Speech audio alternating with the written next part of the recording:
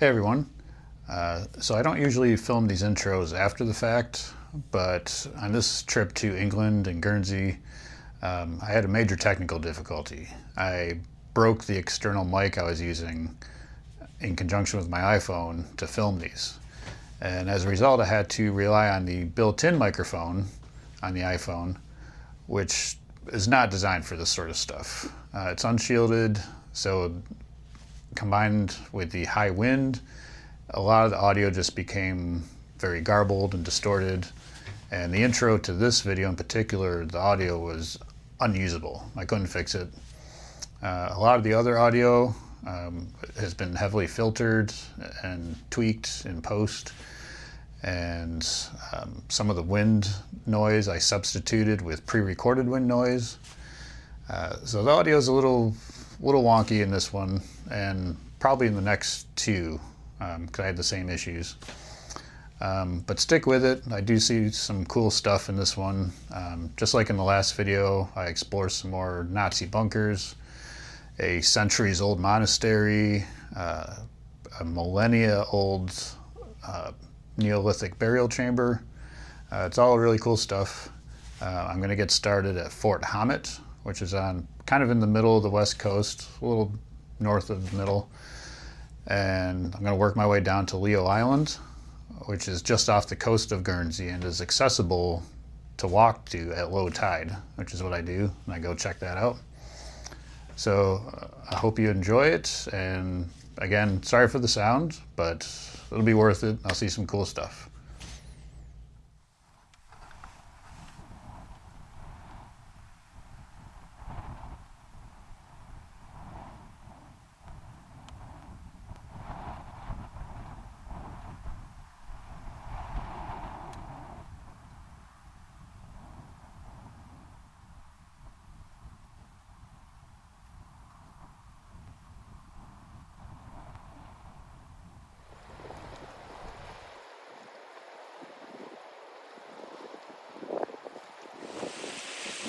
So I'm getting close to the fort, and the original fort is pretty old, but of course the Germans added to it during World War II.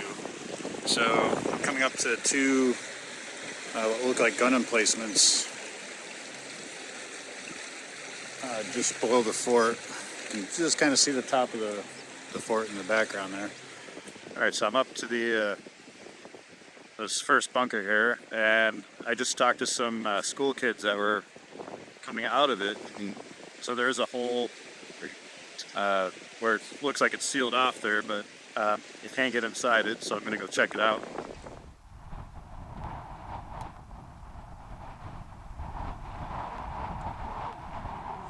Alright, so I made it in through the hole right there.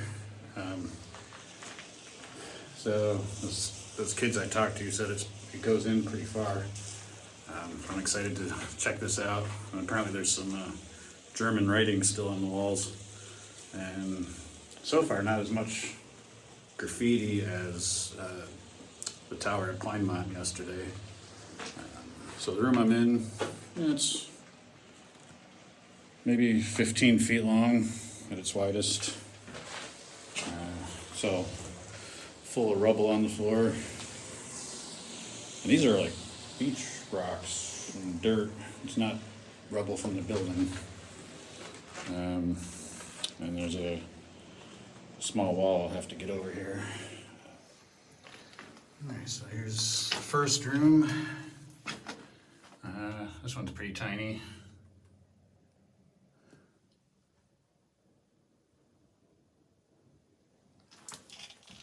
I'm not sure how much these rooms have filled in. This one looks, it's gotta be, right. So this is not filled in at all really. Alright, so this room, there's a lot of water on the floor, it looks like. Hard to tell. It looks like maybe 1 or 2 inches of water. Maybe I can get to that room around the corner.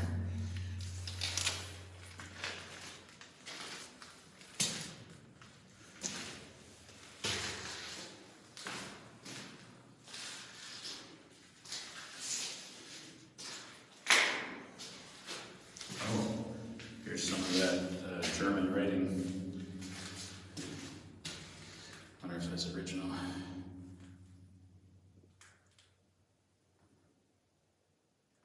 Cool.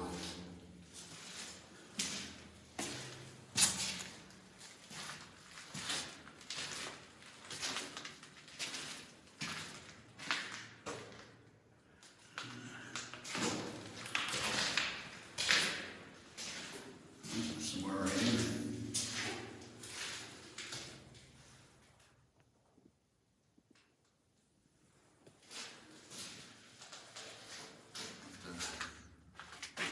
Look up and see what all this writing means at some point.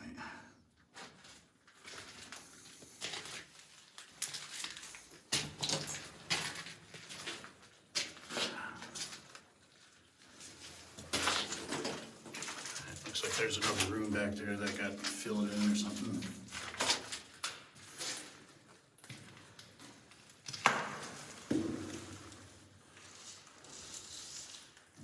Looks like it's been filled in as well.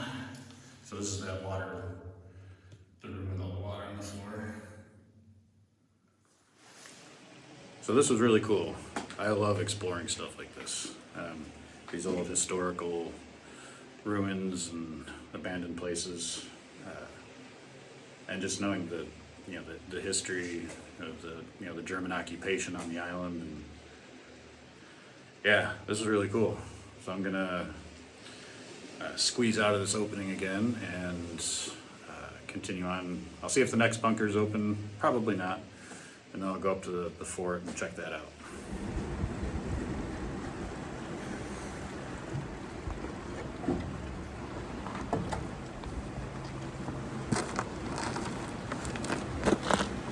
Alright, so I made it up to the fort. That's right behind me. That's a interesting mix of Napoleonic era British fort and German bunker. As you can see, it's kind of like half and half over here.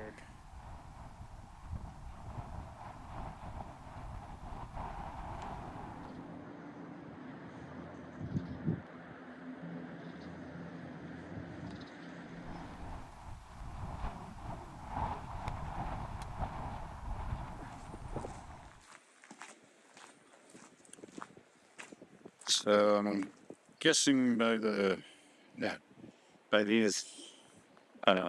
this ledge here, I think that was usually indicative of a gun being here at some point. So those, I believe those would have been for the wheels of the gun to ride as they swiveled it. But it has a strategic view of Vazon Bay right here.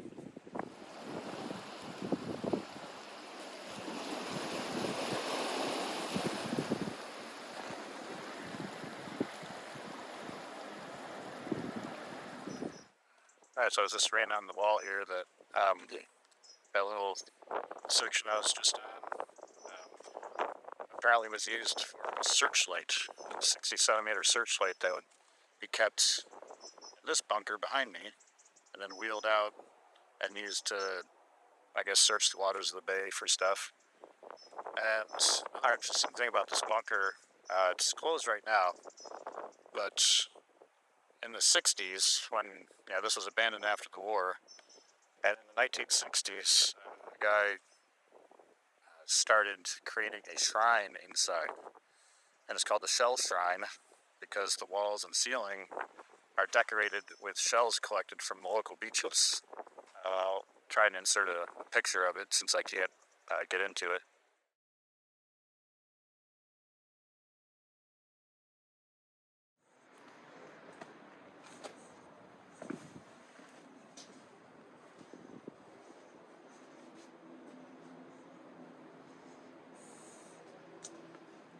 So these would have been probably rifle, I forget the proper name, but slits to point rifles out of for defensive positions, pointing out at the water.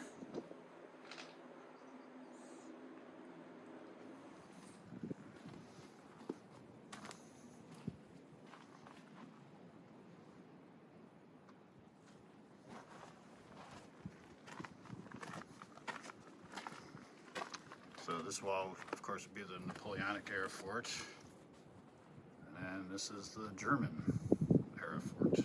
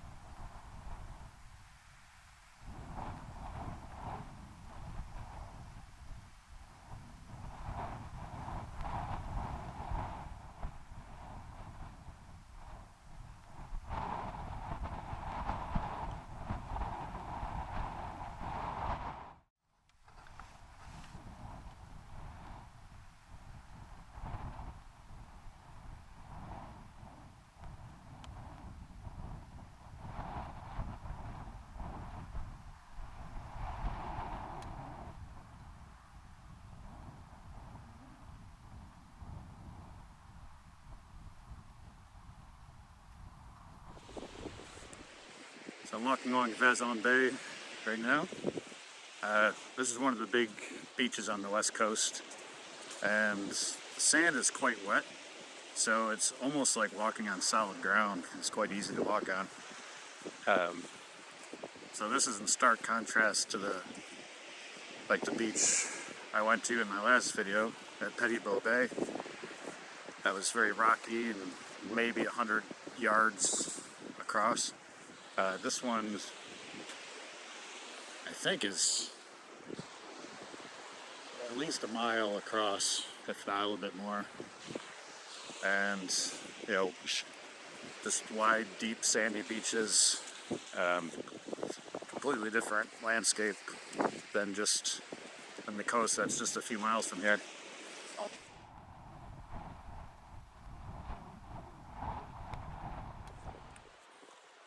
So I'm working my way across the beach at Vezon Bay. This section, there's a lot of seaweed accumulated on the beach. It has a distinct aroma to it. I wouldn't necessarily describe as nice, but I love it. I love the smell of the ocean at the beach and the seaweed. It reminds me of being here as a kid, playing on the beaches with my cousins. Yeah, it's a nostalgic smell. Bring me back to a happy place.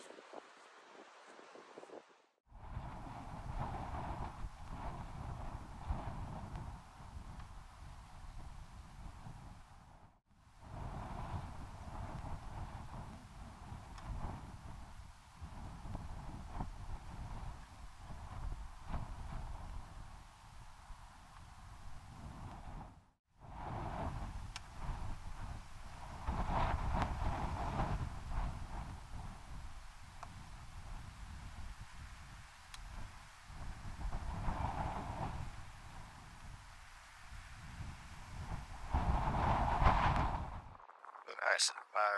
Walking along the rocks here because the road up even Samuel here was just getting a little bit too narrow for my liking, so came down on the rocks instead.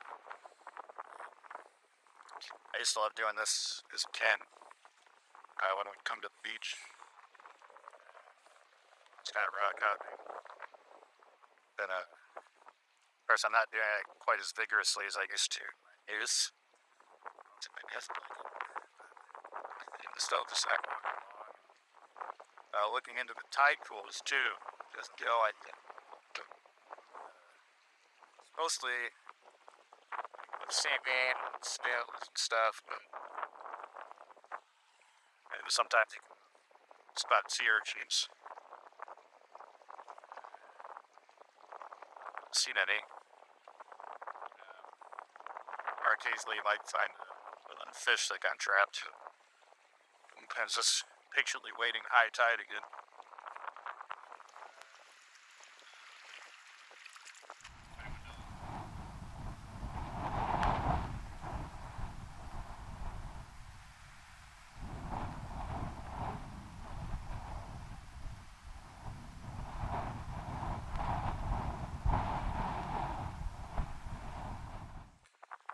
close to Lihou Island now. But in front of me is Fort, hopefully I'm saying this right, Fort Suarez. It's like this fort on the hill. And it's another one of those combination forts where it's a little bit like old Napoleonic era, a little bit Turkish.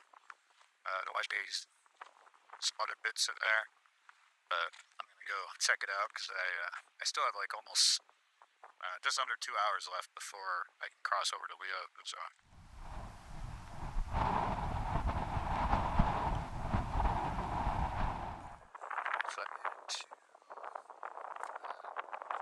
Just off the coast opposite Lihou Island, just right there. So that's where I'm going to be walking out to when the tide goes out. The WWII battery. This was a gun position from the Napoleonic Wars.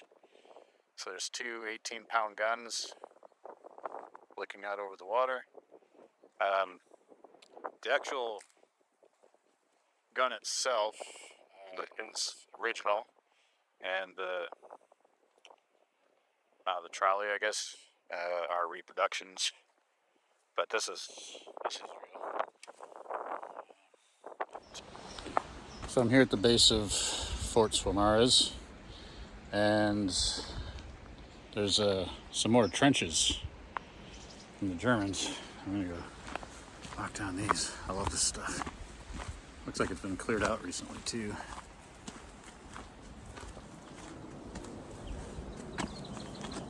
So these would have been part of the German defenses of the fort.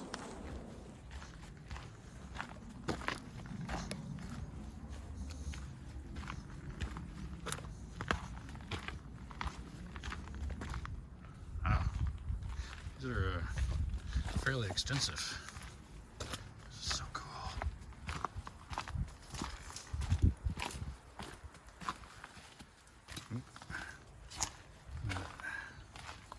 And it was probably a tunnel into more of the fort.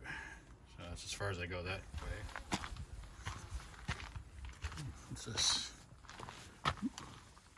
Some little cove. Oh. So this was just a little tiny cell of a room. Not sure what it would have been used for, but interesting. And just like at Fort Hommet, this has one of these little these tight little like observation holes.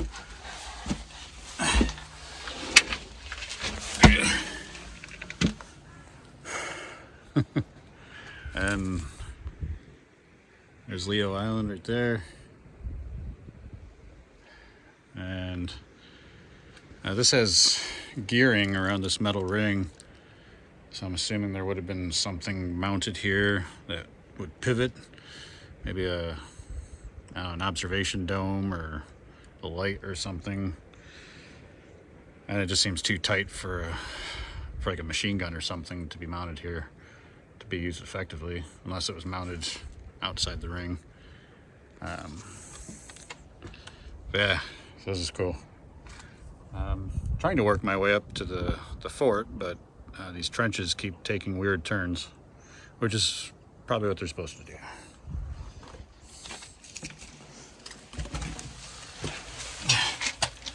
I have to butt scoot down these stairs, it's so low.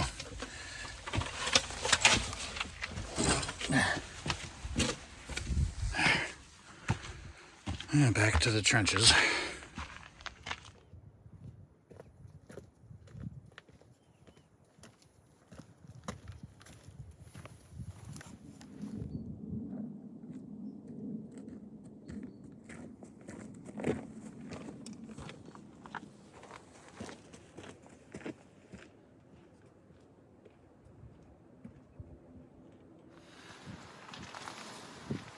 This, I'm not going to get up here, but there's a small room here that looks like it was part of the original fort, not the German part. back out a little bit. It's kind of all overgrown. And the stonework looks like it was one of those Napoleonic era magazines or huts, watch houses. Speaking of which, so apparently the reason the tower has a stone bottom and a concrete top, the stone bottom was part of one of those Mortello towers. So that part of the tower was from like around 1800. And then the top part is the German part from the 1940s. So I walked around the rocks Fort Hommet to see if there was anything else over here, but I don't think there is. Well, except for one thing.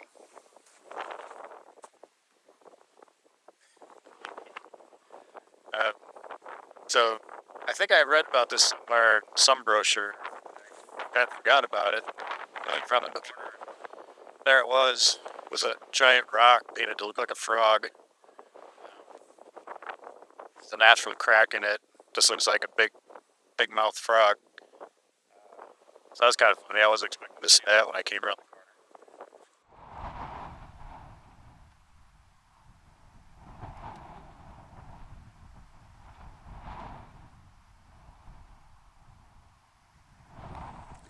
So I've been keeping an eye on the tide levels here, and so the course of the causeway is starting to become apparent. Just kind of like an S-curve going through the water. I believe that is the causeway starting to emerge. So when I first got here a while ago, there was a tractor up in the parking lot, and apparently he was waiting for the tide to go out, and so he could cross over to the island. He's on his way now, and there's a little bit. It's like the causeway itself is still submerged a little bit at the far end. That there's like rocks that go along the causeway that are above water. So I think if you were gonna do a little bit of rock hunting, you could actually make it a little bit right now. So just in case you forgot to check the tide times, they've been nice enough to post them here. And the official time is about 15 minutes from now will be low tide. But I'm going to start across because a lot of it's exposed now, so I figure by the time I get to the part that's submerged, it'll be good to go. So I'm working my way down the causeway, the part of it that's normally above water, like all day long. Getting to the part that's just starting to turn dark because it's usually underwater. So one thing I have to do is keep track of how long it takes me to walk across. Because I'm going to need to know when to come back. So it's important that you get started back and are back before high tide. So basically you have to start coming back once the tide starts rolling in, or be back on the mainland before the tide starts rolling in again. Because ain't nobody gonna come rescue you if you get stuck out there. You're there for the night, or until the next low tide.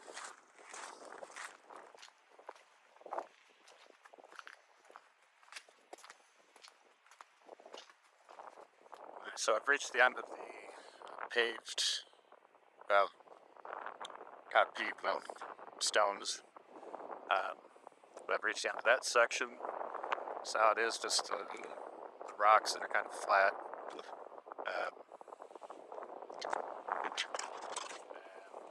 Tractor's coming back.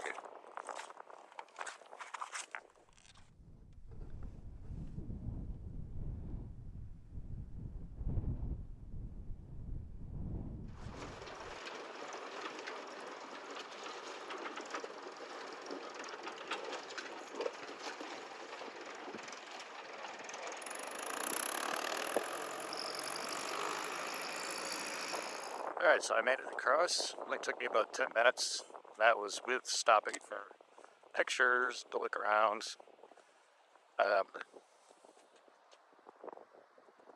Nobody's following me, although there are a bunch of people in the car park, kind of looking out over the islands. Figured they were waiting to come over. Hopefully they don't know something I don't know. But, I'm going to do a quick tour of Lihou. I think I have about 2 hours to unpack, so I don't want to push it. So I'm keep it down to maybe 1 hour. I'm still on the causeway, actually, so I'm not quite above the tide level. There's a big tide pool right there. And so you can see where the dark rocks are. That's the high tide levels. So water would be over my head right now if the high tide.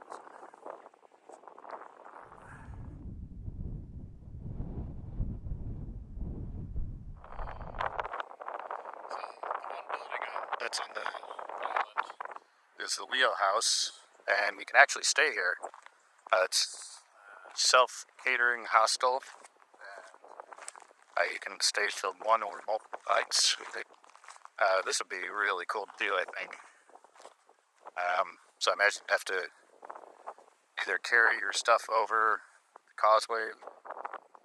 I wonder if the tractor will buy your stuff over. Have to look into it. Interesting. Looks like a beautiful place. Just got a sitting room at the end of the house that looks out over the water. Really cool. I love tiny islands, so to stay on one like this would be pretty awesome. So I've been to a lot of spots on Guernsey that date the Napoleonic era and World War II. But this site right here that I'm in is going to go back even farther. This is a Benedictine priory. Reads of it.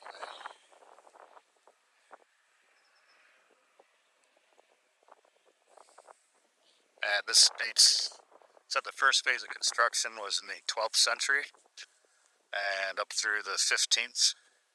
So monks would have lived out here, and they were in the same group of monks, I guess, as Pont Saint Michel over at Normandy. They were connected to that. But so there's not much left except for some standing walls. But yeah, this is really cool and ancient. Being from America, I'm not used to things being this old. This predates the landing of Columbus by several hundred years. It's crazy to think how old some of this stuff is.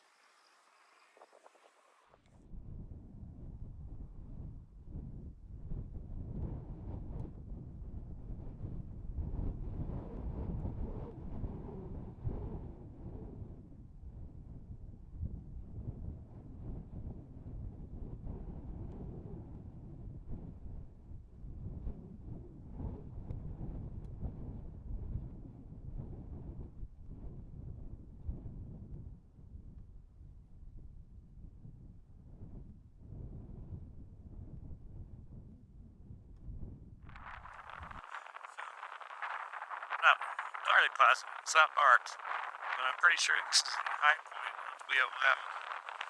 And being a hood American, it's just go ahead. It's me stuff. So I have to get there quick.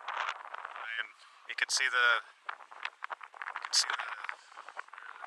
Lihou house in the distance here. It's not a big outgate. Currently standing on its highest point. So I'm making my way back to the causeway. There's other sites like that wall right there. There's a stone wall that runs down the spine of the island. I'm just hesitant to stop too long, because I do kind of need to get back.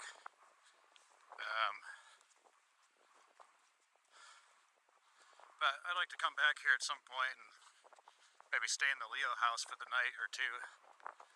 That would be awesome.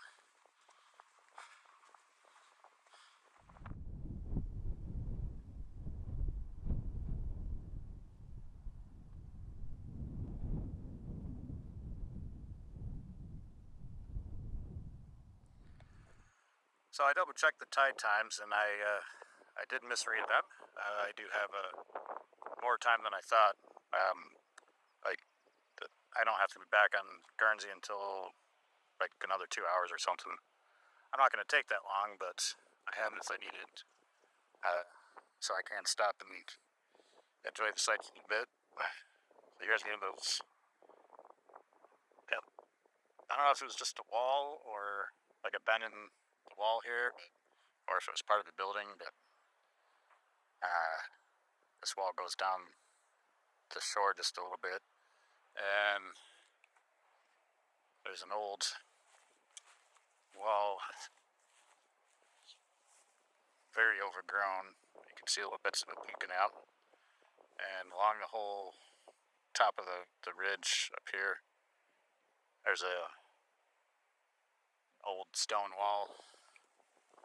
I don't know if they had sheep out here or cattle or what they had, but it's very cool out here.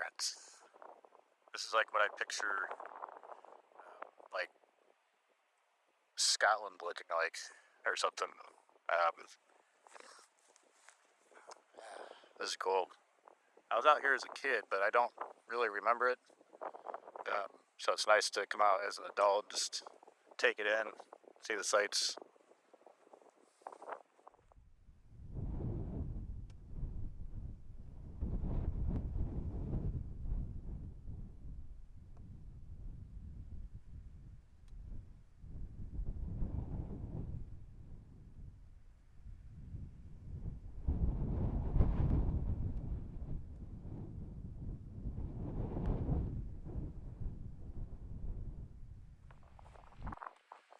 Nice, so I have a chance to actually get up close to one of these walls. The rest of the walls are kind of down the middle of the island, and they want you to stay on the footpaths, so I can't really go up to them. But this is pretty neat. It's all stone, kind of all jigsawed together.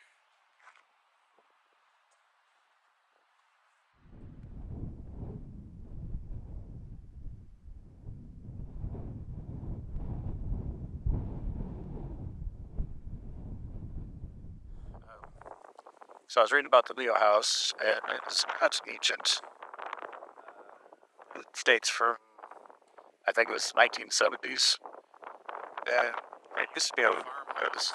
I've been here a long time before that. But the Germans destroyed it for target practice. I could see Fort Hommet. You could see the tower right there. And so then a lot of ordnance over here for target practice. There used to be an iodine factory on the island, because apparently you could make iodine out of seaweed. So, but that got destroyed. But yeah, I'd love to stay here. This would be so cool. I gotta look into that. See how much it is for that next time.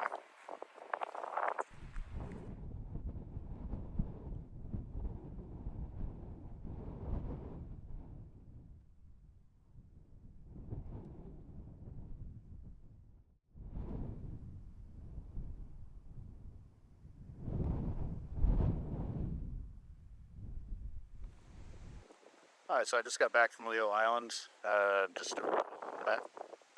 So I'm at another archaeological site, and like I said, the Napoleonic sites and German sites I've been showcasing a lot, and the priory over on Lihou was older. Well, now I'm at a site that blows everything else out of the water. This is a site called WWII, also known as the Fairy Cave, and it's a passage grave from the Neolithic era, and it dates back to, I'm reading the sign here, dates back to 4,000 to 2,500 BC. So this is at least almost 4,000 years old, which is just nuts. It's basically a man-made cave. They've got these stones that make a long passage, and then it's capped with bigger stones, and the whole thing is covered in earth. So here's the mound over the top of it. Here's the entrance. All right, so the opening's a little bit bigger than I first thought. I still got a duck. It's about 5 feet high. And then, oh, so I can actually stand up in here. It's pretty big. Let me zoom out. So there's not a lot in here, but you can see the stones that form the walls that were all placed here. And then the capstones, which are enormous. There's only 2 stones making the roof, and they're quite large. So yeah, this is so cool. And then we come back out. So I have the entrance to the Creux de Fay right here, and I have the tower at Fort Swamaras over that shoulder. That's got me getting them both in the same shot. So I think that'll just about do it for this video. I'm gonna head somewhere else on the island now, but I think I'm gonna make that a separate video. And yeah, so if you like this, hit the like and subscribe, and I will see you in the next one.